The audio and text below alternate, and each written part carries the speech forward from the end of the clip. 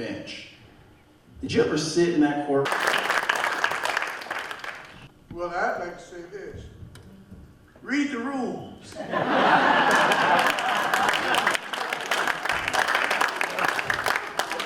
Read the rules and do your best. The law is a jealous mistress. The important thing is that it is a difficult profession. It is not scientific. 2 and 2 sometimes are not 4. And it involves people. And people are difficult at times to deal with. But the basic foundations of what we do is set. And you've got to learn it. You've got to study it. And you've got to analyze it. And you've got to see where things apply and where they don't, and the reasons they apply and or don't. And it's difficult. You got to stay up at night. You've got to read. And you've got to write. And so I tell kids in elementary school, learn to read. Read funny books. Read everything you can. Write love letters to your sweetheart. But write and express yourselves. And if you learn how to do that, you'll be a good lawyer and you'll be doing something good for the community. I was getting a regular salary. And so I could handle Ben Erdrich. Starting in the 1970s, he was chief counsel of the NAACP.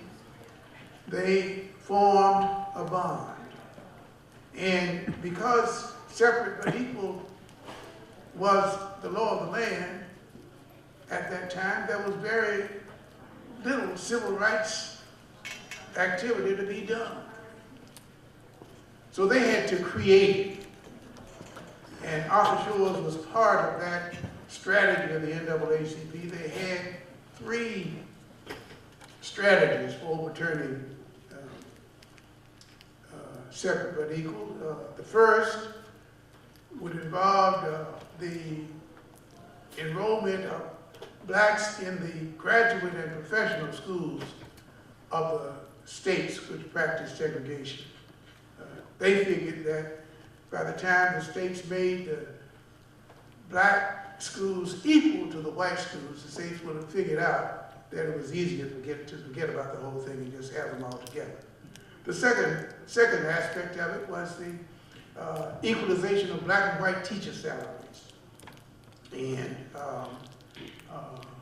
that was actually, that was where Arthur Shores started in terms of attacking segregation.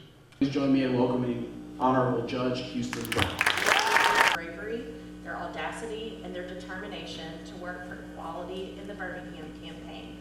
It is important to me and to all of us that we also know of and remember the work of Birmingham lawyers from all walks of life who had a role in this struggle and triumph as well. Today, we will hear the stories of different groups of Birmingham lawyers who work for civil rights in Birmingham, who work to change the form of city government, to oust Bull Connor from power, and to move the city to a better and brighter future. in more recent years, he's been in. You may not have heard of something called Operation Dixie. It was a post-World War II effort by the CIO, these are the industrial unions, to organize in the South. And Buddy was their major lawyer throughout the South. He was in Alabama where he formed his firm, but he represented folks across the South. He was involved in this fight, not only to improve working conditions and elevate wages and create job protection, but also to end the dual white and black lines of progression in plants, which had historically kept black workers far below white jobs.